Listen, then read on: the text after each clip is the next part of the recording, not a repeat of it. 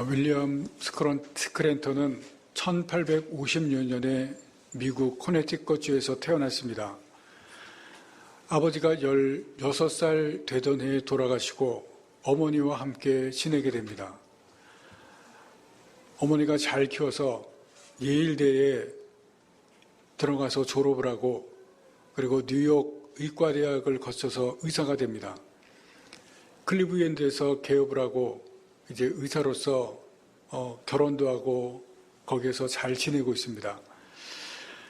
1884년에 일본 선교사였던 맥클레이가 조선 정부에서 학교와 병원을 설립할 수 있다는 허가를 받습니다.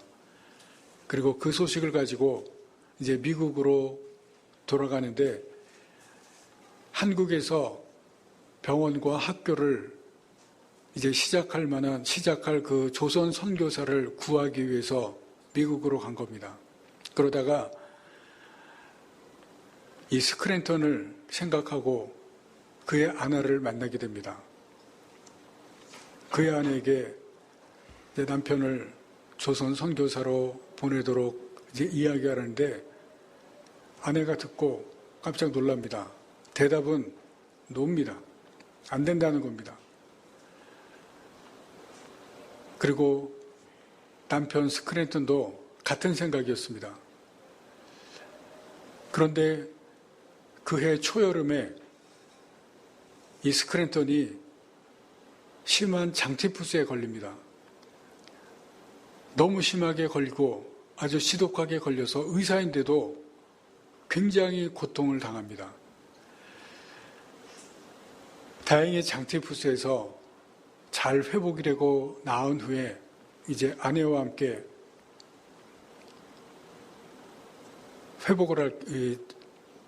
자동차로 잠시 여행을 할 겸 갔다가 아내에게 이런 말을 합니다. 중앙아프리카가 아니라면 어디든지 선교사로 가기로 그렇게 헌신하기로 했다고 이야기를 했습니다. 이 장티푸스에 걸려서 거의 죽음의 문턱까지 다 갔다가 거기에서 선교사로 가기로 헌신을 한 겁니다. 그해 12월에 스크랜턴은 조선 선교사로 임명을 받고 그 다음 해에 조선으로 들어오게 됩니다. 우리나라에 선교사가 최초로 들어왔을 때는 선교사들이 최초에 들어왔을 때 정동에 9살 난 그러한 아이가 있었습니다. 부모가 다 돌아갔습니다. 그러자 숙부가 이 아이를 거뒀는데 숙부는 나무와 숯을 남대문 시장에서 파는 아주 가난한 장사치였습니다. 가난할 뿐만이 아니라 한쪽 눈이 보이지 않는 그러한 장애도 가지고 있었습니다. 이 아이가 숙부의 집에 들어갔는데 숙부와 아이의 관계는 아주 좋았습니다. 그런데 너무나 가난해서 아무런 배움을 배울 수가 없었습니다. 그 당시에 이 조선 땅에 있는 사람들은 선교사에 대해서 나라를 팔아먹는 사람, 그리고 아이들을 잡아가는 사람, 또 이상한 교를 가르치는 사람으로 취급을 했습니다. 그래서 선교사가 다가가면 여인들은 다 도망을 가고 그리고 남자들은 선교사 사택과 예배당에 돌을 던졌습니다. 그리고 몇 안 되는 예수 믿는 사람들이 예배를 드리고 나오면 남자들은 그 예수 믿는 사람들을 때리는 그러한 일도 종종 있었습니다. 이 아이도 나이가 들어서 이제 그런 일을 하기도 같이 했습니다. 그러던 어느 날 선교사 사택에 돌멩이를 던져서 유리창을 깨뜨렸습니다. 그러자 선교사가 밖으로 나와서 이 아이에게 아주 심하게 꾸중을 하고 혼내는 것이 아니라 온화한 말로 타일렀습니다. 그리고 아이에게 주 예수를 믿으라고 권면을 합니다. 자기가 들었던 선교사, 자기가 지금까지 사람들에게 말로만 듣던 선교사와는 전혀 다른 모습을 보고 감동을 받았습니다. 그리고 낮에는 다른 집에 가서 일을 해주었는데 그 일을 계속했지만 밤에는 선교사에게 가서 성경을 성경 공부를 하기 시작합니다.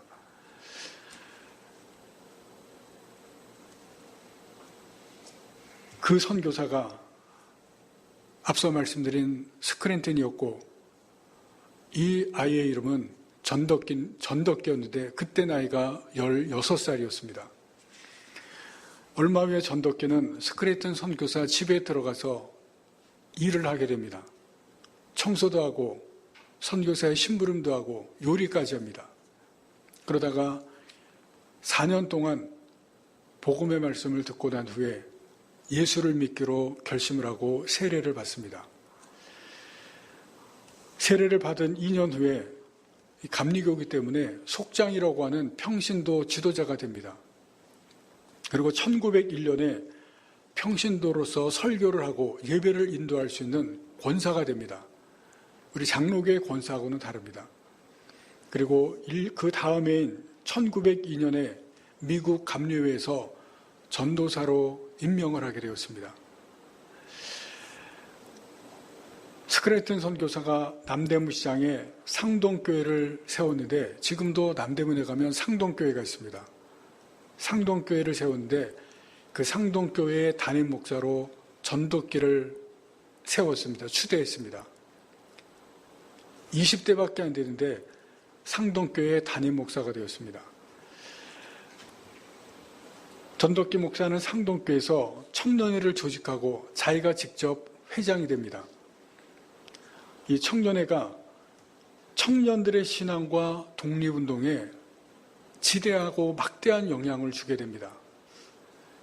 그 당시에 이제 일제가 우리나라를 호시탐탐 노리고 있는 상황이기도 하고 또 나중에 우리나라를 점령하는데 그 다음에도 독립운동 굉장히 많이 하게 되는데 이 청년회에 같이 참여했던 인물 중에 많은 사람이 있지만 우리가 아는 사람이 해방군을 창설한 이동용, 그리고 한글학자 주시경, 또 부자인데 자신의 전 재산을 다 팔아서 독립운동 하는데 다 투자한 이회영, 그리고 헤이그 밀사로 파견됐던 이준, 이분들이 다 상동교회 청년회 회원들이었습니다.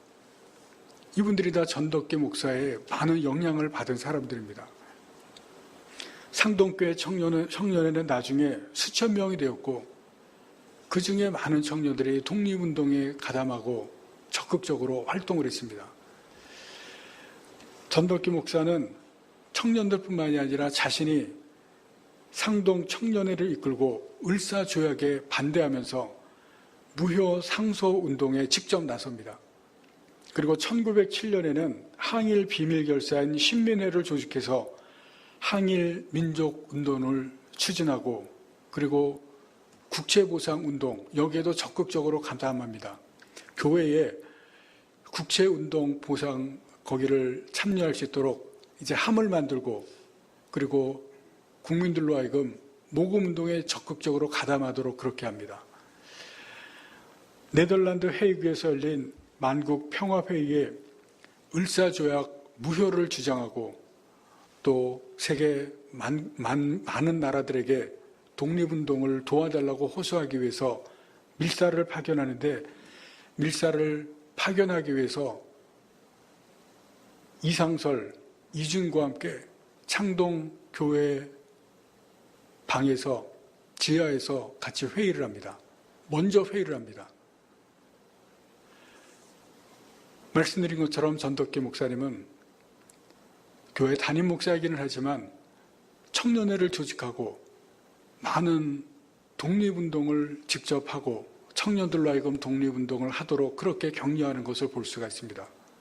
그리고 청년들에게 주위에 있는 남대문 시장, 그 주위에 있는 많은 가난한 사람, 비천한 사람들에게 복음의 말씀을 전합니다.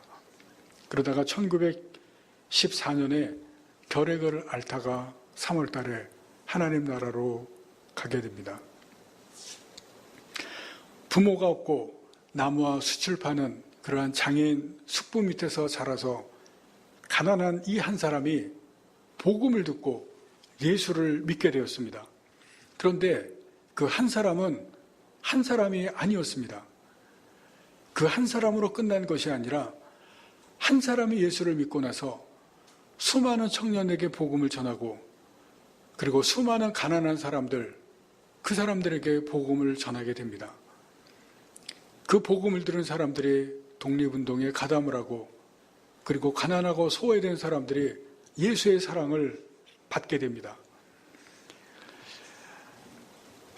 메리 스크랜턴은 40세에 남편을 잃고 53세에 선교사로 조선 땅에 오게 됩니다.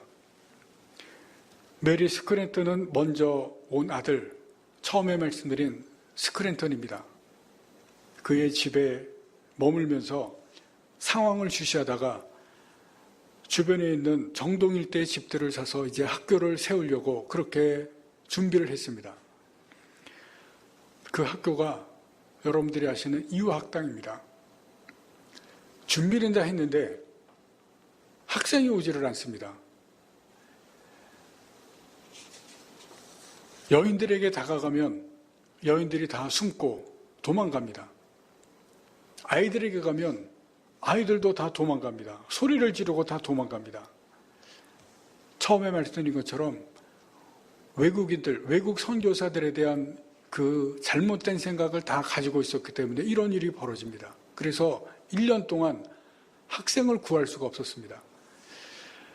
어느한 한국으로 그럼에도 불구하고 한국 여인들을 찾아다니면서 한국 여인들에게 학교에 오라고 또 복음을 전하는 그런 일을 계속 해나갑니다. 그러다가 드디어 1년 만에 첫 번째 학생이 학교에 오게 됩니다. 스스로 온 것이 아니라 관리의 첩이었는데 이 관리가 첩에게 영어를 배우게 해서 왕비의 통역관을 되게 하려는 것이 목적입니다. 그러면 자기의 출세에 도움이 될 것이라고 생각하고 데려왔습니다. 그런데 여인이 3개월 만에 그만둡니다. 첫 번째 학생이라 너무나 기뻤는데 3개월 만에 그만두고 나갑니다. 얼마 뒤에 또 한 명이 왔습니다. 집안에 먹을 것이 없습니다. 너무나 가난해서 먹을 것이 없는데 여기 오면 먹을 것을 준다는 이야기를 듣고 어머니가 아이를 데려왔습니다. 제대로 공부한 첫 번째 학생입니다. 그리고 얼마 후에 또 한 명의 아이가 오는데 그 당시에 콜레라가 창궐했습니다. 여인이 콜레라에 걸려서 서대문 성벽 아래 버려졌는데 그 버려진 여인의 딸입니다. 그렇게 힘겹게 한 명씩 모여서 학교가 시작이 됩니다. 이화 여자 대학교라는 영어 명칭을 보시면 이화 위민즈라고 하는 복수로 되어 있지 않습니다. 이화 우먼즈라는 단수로 되어 있는 것을 지금 여러분이 아마 찾아보시면 볼 수가 있을 겁니다. 거기에는 아주 깊은 의미가 있습니다. 아까 말씀드린 것처럼 관리가 자기 첩을 데리고 왔는데 첫 번째 학생입니다. 단 한 명으로 시작되었다는 뜻입니다. 그리고 한 사람이 얼마나 귀하다는 것을 그 단수로 만들면서 거기에 그 의미를 담고 있습니다. 준비는 다 되었는데 학생이 오지 않았을 때 얼마나 절망스럽겠습니까? 그래서 여인들을 찾아가는데 다 도망가고 숨고 아이들도 도망갑니다. 그리고 찾아온 사람이 한 사람이었습니다. 그 한 사람이 얼마나 소중한가를 깨달았습니다. 그 다음에 찾아온 사람, 그리고 찾아오는 누구든지 첩이든지 가난하든지 병에 걸렸든지 병자에 따르든지 찾아오는 한 사람 한 사람 누구든지 소중하게 여기고 그리고 마음을 다해서 가르치고 복음을 전한 것입니다. 그렇게 시작된 이화학당에서 우리나라 최초의 여자의사 박일서가 나왔고 그리고 유관순 열사가 나왔습니다. 수많은 위대한 여성 지도자들을 배출했습니다. 오늘 본문 말씀해 보시면 빌립이 주의 사자의 지시를 받고 우리가 보았던 사마리아, 복음을 전했던 사마리아를 떠나고 사막으로 갑니다. 그리고 그 사막에서 에디오피아 관리를 만나는데 오늘 말씀해 보시면 27절 말씀에 넷이라고 나와 있습니다. 이 넷이라고 하는 이 단어는 이 동아시아에서 이해하고 있는 또 우리가 아는 그런 환관의 의미가 아닙니다. 여기 쓰여 있는 이 단어는 궁중 관리를 뜻하고 있는 단어입니다. 그래서 여러분들이 오해하시지 않으면 좋겠습니다. 우리가 아는 내시가 아니라 그냥 궁중 관리, 그런 의미로 쓰여졌다고 이해하시면서 이 말씀을 보시기를 바랍니다. 이 관리는 27절 말씀해 보시면 에디오피아 여왕 간다게의 모든 국고를 맡은 관리라고 되어 있습니다. 쉽게 얘기하면 나라의 모든 재정을 담당한 그러한 관리입니다. 그래서 대단한 권력을 가지고 있는 사람입니다. 모든 재정, 나라의 모든 살림을 다 맡고 있는 그러한 사람이기 때문에 굉장한 권력자입니다. 이러한 권력자가 오늘 본문의 또 28절에는 단순히 수레 하나가 나오지만 그러나 이 관리를 호위하고 같이 동행했던 일행이 학자들에 의하면 70명 중 적어도 70명이 될 것이라고 추정을 합니다. 큰 권력을 가진 사람을 호위하기 때문에 같이 동행하기 때문에 몇 명이 아니라 그 당시에 70명이 호위해서 지금 예루살렘을 왔다 갑니다. 그런데 이 권력자가 예루살렘 성전까지 오고 그리고 수레에서 그 당시에 성경, 두루마리 성경을 읽고 있다고 하는 것은 하나님 신앙에 대한 열심이 얼마나 큰가를 보여주고 있습니다. 하나님의 신앙에 대한 그 열정과 열심이 대단하다는 것을 우리가 볼 수가 있습니다. 하나님께서 지금 그런 사람에게 빌립을 보내서 복음을 전하시는 것입니다. 마침 읽고 있던 것이 이사야 53장, 예수님의 순환에 관한 예언의 말씀입니다. 빌립이 이것을 설명하고 예수님과 십자가에 대해서 이 말씀을 전하자 내시가 이 복음을 믿고 그 자리에서 세례를 받습니다. 에디오피아 역사를 보면 이 재무 맡은 관리를 통해서 복음이 들어갑니다. 그리고 나중에 에디오피아 나라 전체가 기독교 국가가 됩니다. 전에 제가 말씀드린 것을 기억하시는지 모르겠는데 제가 중학교 때 제가 다니던 교회에 에디오피아 황제가 방문했다는 것을 말씀을 드렸습니다. 펠라시 황제가 방문을 했는데 나라 전체, 에디오피아 전체가 기독교 국가였습니다. 그 출발이 바로 오늘의 본문입니다. 하나님께서 에디오피아 관리, 빌립을 통해서 만나게 하시고 이 한 사람을 전도했는데 한 사람을 통해서 나라 전체가 예수를 믿는 기독교 국가가 된 것입니다.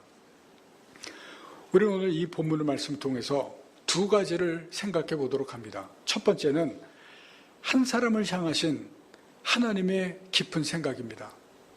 하나님의 생각이 한 사람이지만 그 한 사람을 향해서 하나님께서 얼마나 깊고 큰 생각을 가지고 있는가 하는 것입니다. 빌립이 오늘 본문에 보시면 아프리카를 간 것이 아닙니다. 에디오피아를 간 것이 아닙니다. 유대 남쪽 광야로 가게 하나님께서 하시고 거기에서 에디오피아 사람을 만납니다. 그런데 단 한 사람, 에디오피아 사람을 만나고 그에게 복음을 전합니다. 그 사람이 복음을 받았고 이 사람이 가서 자기 가족들에게 또 주위 사람들에게 복음을 전할 것입니다. 그리고 결국은 나라 전체가 복음화가 됩니다. 한 사람을 향하신 하나님의 생각이 있었다는 것입니다. 한 사람을 향하신 하나님의 뜻이 있었습니다. 단 한 사람이지만 하나님께서 그 사람을 향하신 뜻과 생각이 있었기에 빌립으로 하여금 복음을 전하게 했고, 그리고 그를 통해서 나라가 복음화가 됩니다. 하나님은 복음을 믿은 한 사람을 통해서 놀라운 일을 하십니다. 여러분, 그것이 오늘 말씀을 통해서 우리에게 보여집니다. 스크랜턴이 조선에 왔습니다. 이 땅에서 전덕기를 만났습니다. 처음에 그 한 사람에게 복음을 전했지만 전덕기 한 사람이 단순한 한 사람이 아니었습니다. 그 한 사람을 통해서 수많은 청년들에게 복음이 전해졌고, 그리고 남대문 시장과 그 주변에 많은 가난하고 비천한 사람들에게 복음이 전해졌습니다. 목사님 장례식 때 남대문 일대의 모든 상여꾼들이 모여서 자진해서 상여를 들겠다고 그렇게 했다고 합니다. 상여 일행이 10리를 이뤘다는 기록이 있습니다. 4km. 많은 사람들이 이 상여 행렬에 왔는데 그 중에 어떤 사람들이 있었냐면 기생, 백정, 불량배까지도 그 일행이 있었다고 합니다. 왜냐하면 평소에 전덕기 목사님이 말씀드린 것처럼 가난하고 병든 사람들, 소외되고 비천한 사람들에게 다가가서 도와주시고 그들과 함께하고 그들에게 복음을 전했기 때문에 그렇습니다. 그래서 목사님이 돌아가셨을 때 땅을 치고 통곡한 사람들이 이런 어려움에 있었던 사람들이었습니다. 한 사람이 아니었다는 것입니다. 스크랜턴의 어머니 메리 스크랜턴은 학교를 세웠지만 1년 동안 학생이 없었습니다. 여러분, 처음 한 사람이 왔을 때 얼마나 정성을 다했겠습니까? 비록 여인이 떠나갔지만 한 사람의 소중함을 절실하게 깨달았습니다. 그 후에도 기록을 보면 잠시 왔다가 떠나간 여인들이 많았습니다. 무슨 얘기냐면 열심히 가르치려고 했지만 실패하고 복음을 전하려고 했지만 실패했다는 것입니다. 복음을 전하는 것이 쉽지가 않다는 것을 보여줍니다. 그러나 이 스크랜턴 여사는 한 사람을 향해서 자기가 가르칠 수 있는 한 최선을 다하고 열심히 가르치고 복음을 전했습니다. 그 한 사람은 한 사람이 아니었기 때문입니다. 앞에서 말씀드린 최초의 여의사 바게스터, 그 한 사람이 예수를 믿고 의사가 됐을 때 수많은 사람들을 고치고 또 그 바게스터 의사가 복음을 전하는 것을 볼 수가 있습니다.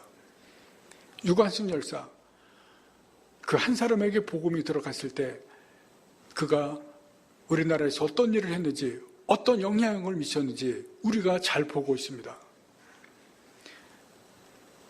한 사람을 향한 하나님의 생각은 깊고 클고 넓습니다. 단순한 한 사람의 복음이 아니라 그 한 사람을 통해서 행하시는 하나님의 놀라우신 그 일, 그 생각, 그것이 우리에게 어떠한 것인가를 오늘 말씀과 우리나라의 역사를 통해서, 기독교 역사를 통해서 보여주십니다. 하나님의 생각이, 한 사람을 향한 생각이 그렇게 크다는 것을 보여줍니다. 두 번째는 하나님은 한 사람 이전에 그 사람이 있었던 나라, 그 지역, 그 지역의 사람들을 사랑하신다고 하는 사실입니다. 왜 하나님께서 빌립으로 하여금 에티오피아 이 관리에게 복음을 전하게 하셨겠습니까? 왜 하나님께서 스크랜턴 선교사로 하여금 장티푸스에 걸리게 하고 조선 선교사로 오도록 헌신하게 하셨고 이 땅에 오게 하셨겠습니까? 왜 하나님께서 스크랜턴 선교사로 하여금 전덕기라는 아이를 만나게 하시고 복음을 전하게 하셔서 구원하게 하셨겠습니까? 거기에는 하나님의 사랑이 있습니다.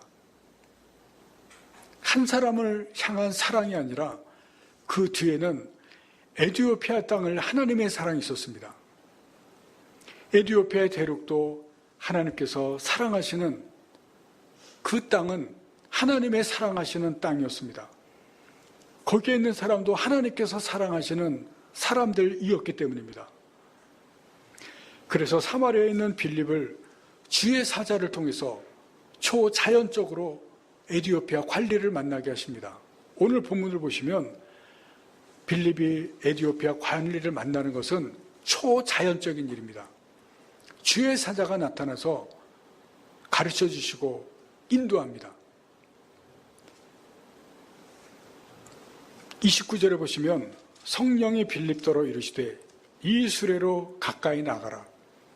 광야로 가라고 가르쳐 주시고, 그리고 수레로 가까이 가라고 인도하시고, 그리고 말씀을 하나하나 해석해 주도록 하시는 것도 성령입니다. 모든 것을 성령께서 주관하시고 인도하십니다. 거기는 에티오피아 땅을 향하신, 그 사람들을 향하신 하나님의 사랑이 있다는 것을 우리가 알 수가 있습니다. 우리나라를 향하신 하나님의 사랑도 강력하게 나타납니다. 에리스 출신의 의사로 선교에 전혀 뜻이 없었던 그 스크래턴이 지독한 장티푸스에 걸리고 병으로 고통당하는 중에 하나님의 뜻을 발견하고, 그리고 조선의 선교사로 헌신하게 하십니다. 그리고 스크래턴뿐만이 아니라 그 당시에 많은 선교사들이 미국에서, 캐나다에서, 호주에서 조선의 선교사로 헌신하고 이 땅에 오게 됩니다. 하나님의 부르심에 응답한 것입니다. 요한복음 3장 16절, 우리가 잘 아시는 말씀입니다. 하나님이 세상을 이처럼 사랑하사 독생자를 주셨으니 이는 그를 믿는 자마다 멸망하지 않고 영생을 얻게 하려 하심이라. 여러분, 이 말씀 중에 하나님이 세상을 이처럼 사랑하사라는 말씀이 있습니다. 하나님이 세상하신 그 세상, 어떤 세상입니까? 1800년대 말, 그리고 1900년대 중반까지 한반도 어둠의 땅이고 억압의 땅이고 고통의 땅이었습니다. 진리의 빛이 없었기 때문에 어둠이었고, 모세가 호시탐탐 노리고 다스렸기 때문에 억압의 땅이었고, 자유가 없었기 때문에 고통의 땅이었습니다. 일제가 우리나라를 빼앗은 후에는 눈물과 비통과 그리고 절망이 이 땅에 있었습니다. 그러나 그 억압과 절망과 비탄의 땅을 바라보시고, 그리고 그것을 지켜보신 분이 계셨습니다. 하나님입니다. 하나님께서 이 땅을 지켜보시고 하나님께서 이 한반도 땅을 이처럼 사랑하신 것입니다. 이 나라 백성들을, 그 아들 독생자를 십자가에서 죽게 하시도록 사랑하실 것입니다. 그리고 없어질 뻔한 나라와 잃을 뻔한 민족의 주권을 다시 회복시켜 주셨습니다. 내일이 광복 77주년입니다. 하나님께서 이 땅과 사람들을 사랑하셔서 이 크신 은혜를 우리에게 주셨습니다. 여러분, 그런데 회복시켜 주신 나라 후손인 우리들이 이 나라를 지금 어떻게 만들어왔고 만들어가고 있습니까? 오늘 이 나라는 하나님을 버리고 하나님을 멀리하고 하나님을 외면하고 있습니다. 선교사들이 복음으로 빛을 비추었다면 죄와 악으로 어둠으로 덮고 있습니다. 점점 더 죄와 악으로 깊이 빠져들고 있습니다. 그런데 지금 우리가 이렇게 만들어가는 이 세상을 하나님이 사랑하신다는 사실입니다. 이처럼 사랑하신다고 말씀합니다. 여전히 사랑하시는 것입니다. 이 나라를 이렇게 만들어가는 사람들, 하나님께서 여전히 사랑하신다는 것입니다. 여러분, 우리 각자 한 사람 한 사람은 어떻습니까? 나라를 이렇게 회복해 주시고 주권을 다시 회복해 주셨는데, 그런 땅에서, 그런 나라에서 살아가는 나 한 사람, 내가 만들어가는 내 삶은 어떻습니까? 여전히 우리 자신도 하나님에 대해서 불순종하는 것이 있고 어리석게 내 삶을 만들어가는 것이 있습니다. 내가 가고 싶은 곳으로 가는 그러한 나의 발걸음이 있고 잘못된 발걸음이 있습니다. 그런데 하나님께서 그런 나도 이처럼 사랑하시는 것입니다. 내가 만들어가는 그 삶이 내 세상인데 그것을 하나님께서 이처럼 사랑하신다고 말씀합니다.